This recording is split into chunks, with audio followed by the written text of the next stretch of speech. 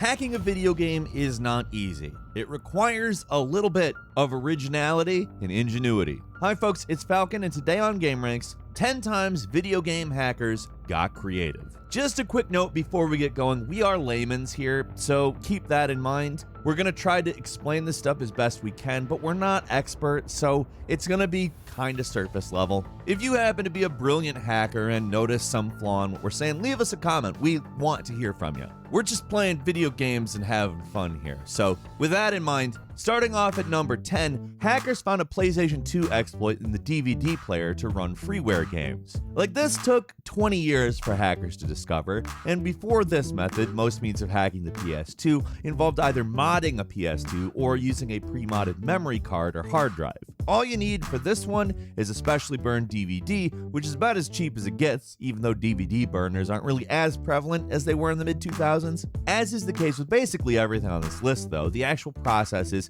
kind of complicated and confusing to us non-programmers out there, but we're trying to break it down as best and as simply as we can. Basically what happens is that a certain DVD function can be overloaded with malicious code. Keep in mind malicious is just a keyword here, but that code's used to trigger a buffer overflow, which makes the PS2 try to read some different data, and it can be easily modified. Through this method, it's possible to get the PS2 to load DVDs that aren't properly formatted for the PS2, so you can completely bypass any copy protection that the system has. You can just load anything from homebrew games to games copied onto a DVD-R. At this moment, it only works on a very specific model of the PS2, but the hacker in question who figured out the exploit expects the method can be done on pretty much any version of the PS2. It'll just take a little bit more time to get it figured out. It's impressive that there are people out there who are still looking for exploits on the PS2, which is obviously a long dead system, but it also goes to show you just how massively popular the system was. At number 9, World of Warcraft players discovered an exploit that lets level 1 players kill every player and NPC in an entire area. This one is just massive, it's nasty, it's ridiculous. It shouldn't have existed. Somehow, back in 2012, some World of Warcraft players figured out a way to access the kill commands, not just for NPCs, but for every player in certain zones. WoW kind of has a history of ridiculous stuff like this happening. At this point, we've probably mentioned that corrupted blood, but there was also that bizarre Martin Fury karate chop exploit, just to name a few. Ridiculous game-breaking stuff that happens in WoW seems par for the course. And while it only took Blizzard about 4 hours to notice and put a stop to this bug, that was 4 hours of people dropping like flies. And even though dying in World of Warcraft really isn't all that punishing, that would be really annoying, wouldn't it? By the end of those 4 hours, apparently the main cities of Orgrimmar and Stormwind were just filled with the skeletons of the dead, and the whole thing was kind of pretty eerie from the sounds of it. The hackers that pulled this off didn't really go into great detail about how it all worked, other than the fact that it worked, and even if you were a level 1 player, meaning that it was very easy for them to keep going with it even after getting banned. Regardless, Blizzard did end up fixing it, which is good, and it's something that hasn't happened again, at least as far as we're aware. So whatever the leak was, they must have plugged it. At number 8, a hacker used the game Cubic Ninja to unlock the 3DS. This is an absolutely incredible example of the lengths that hackers will go to break into certain systems, and the creative methods that they employ to do it. Whether you're against it or for it, you at least have to respect this kind of hustle. Though certain methods already existed to get access to the 3DS, they would usually cost the user money to do so, like flashcards or hardware modding. These things were possible, but they were sometimes expensive solutions to this particular quote-unquote problem. So instead of trying to gain access to the inner workings of the system through hardware or software alone, a clever hacker instead exploited the QR code reading function employed by a specific and obscure game in order to dupe the 3DS into reading homebrew software that would be stored on an SD card. Yeah, as long as you have the game, it was, at least at the time, the easiest and cleanest way to install homebrew onto your 3DS. The game itself, Cubic Ninja, which I've actually never even heard of myself, had a vulnerability in its level creation sharing tool, which allowed players to share levels by sharing QR codes. You would generate a QR code and the data would transmit via that. The hacker in question generated their own QR codes that would basically trick the system into thinking that anything installed to an SD card was 3DS compatible.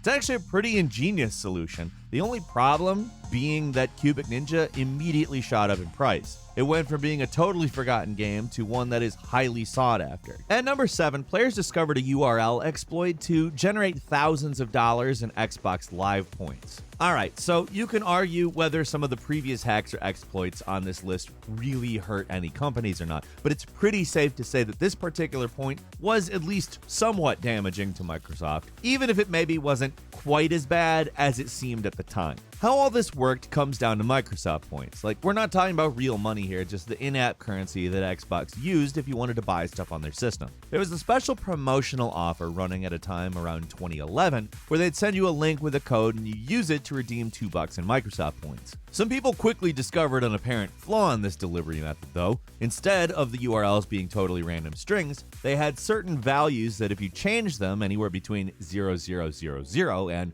9999, you could generate a new code. That means there were thousands of possible codes that could be easily redeemed if you're willing to do it. Remember, you could get $2 for each code, so it would be a pretty time-consuming process, but still free money. If, for whatever reason, you'd think Microsoft wouldn't notice. Of course, they did notice and ended up banning people, but we don't really know how they went about doing this. Maybe some people got away with it, actually. At number 6, a hacker figured out how to lower GTA Online load times and got Rockstar to actually implement the changes. Here's a recent story that saw a hacker use their powers for a net positive, especially if you play GTA Online and were getting sick of the increasingly long loading times. After messing around with the system files a bit, that hacker discovered a kind of ridiculous flaw that was making the load times balloon like crazy in the game. With a relatively minor change, one dude was able to fix a problem that a billion-dollar company was seemingly unable to do. There's a pretty great write-up on how they managed to do all of it if you really want to get into the gritty details, but basically the problem was in how the game loads. Duh. The problem was a massive file labeled the NetShop catalog, which combined with the very inefficient way the game tried to load data, i.e. via a single bottlenecked string, made the load times balloon to ridiculous sizes despite how relatively old the game is. So yeah, the load times being long is partially because of the full catalog of purchasable items just being huge and getting larger and larger all the time. Go figure. Microtransactions. After identifying the problem, the hacker was able to reduce the load times by a huge amount, like literally 70%. All the publicity over this led Rockstar to fix the issue, and they actually gave him a bug finder reward of like $11,000, which they normally only do for security exploits, but this was such a major quality improvement for everyone playing the game, it seems obvious that he should get some kind of reward. At number 5, a hacker used an exploit to release a terrible game on Steam. This one's pretty funny, if only because at least the hacker used the trick for a joke rather than, say,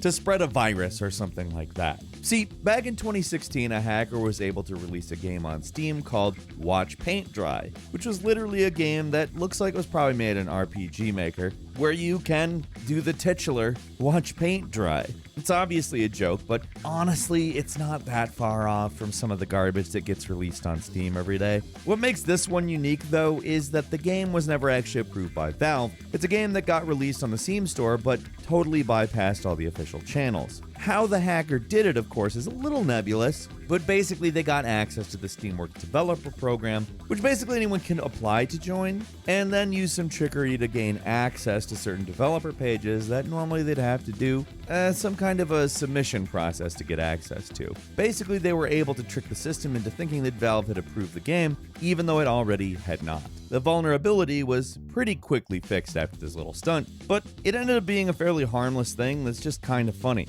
And to be frank, we all owe a little gratitude to this guy on account. If he hadn't have done this, somebody could have ostensibly done it who did want to upload a virus or some crap.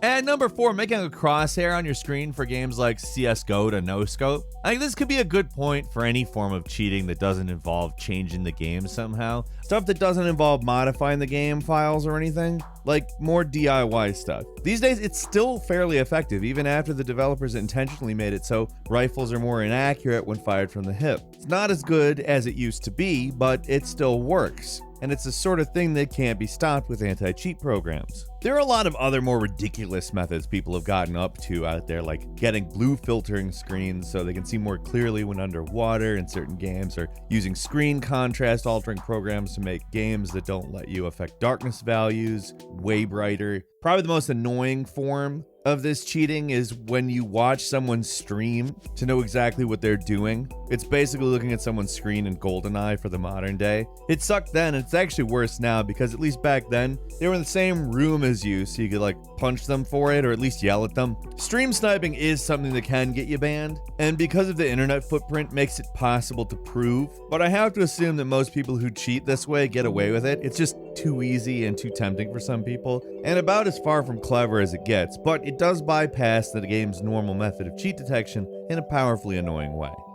At number 3, when the Nintendo Wii was hacked with a pair of tweezers. This is a wild one that kind of makes my head spin when I think about it. In the early days of Wii modding, some hackers discovered a means to get access to the encryption key stored in a hardware chip inside the Wii. What they did was really standard, but how they did it is just crazy. See, using a pair of tweezers, they connected 2 different parts of the Wii circuit board in order to move the data on the chip over to a section on the board that's easier to access. This isn't a thing where they were able to pull it off with just one connection between 2 spots using a pair of tweezers. It took multiple connections to get this thing to the place it needed to go, slowly moving the info from its place of origin to a more vulnerable spot. This Polygon article describes it as pulling the key to the door of a locked room out from under the door itself. And yeah, I'm gonna say I agree. Now that the hackers had the key, they could use the unlocked game discs on the system, as well as possibly introduce homebrew elements. As usual for these kinds of things, more sophisticated solutions to hack the system came later, but this is definitely one of the more impressive examples of ingenuity on this list.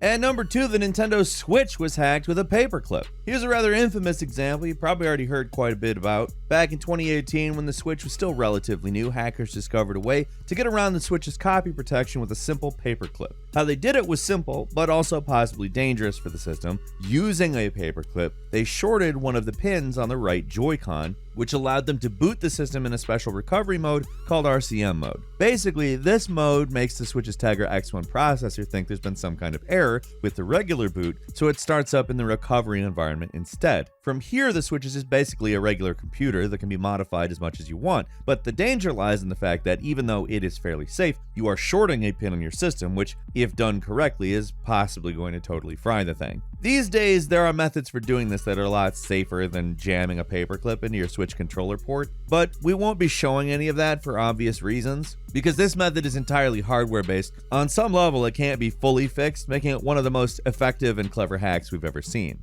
And finally, at number 1, using a ballpoint pen to bypass copy protection on the PS1. This one is probably the granddaddy of all console hacks. If you were a kid in the late 90s, there's a good chance you heard of someone talk about this or possibly even tried it yourself. The trick is kind of ridiculous how simple it is. See, for the PS1, Sony printed a special security code onto all of their discs that would be checked by the PS1 at startup, meaning you couldn't just insert a printed CD and get it to play on the system. It was actually really easy to copy a PlayStation disc back then. If you had a CD burner on your computer, you could make a copy and there was nothing preventing a PC from reading all the content on the disc. So really, you could make copies to your heart's content. The trouble was actually getting the PS1 to read the discs. Well, actually, that proved to be pretty easy. If a little awkward, all you had to do was prop up the PS1 lid with a pen to trick it into thinking that it was closed, then put an actual PS1 disc to get by the copy protection, and then quickly swap discs, meaning literally yanking the PS1 disc out and inserting the bootleg disc quickly in its place. If done correctly, the bootleg will work because the copy protection is only checked once,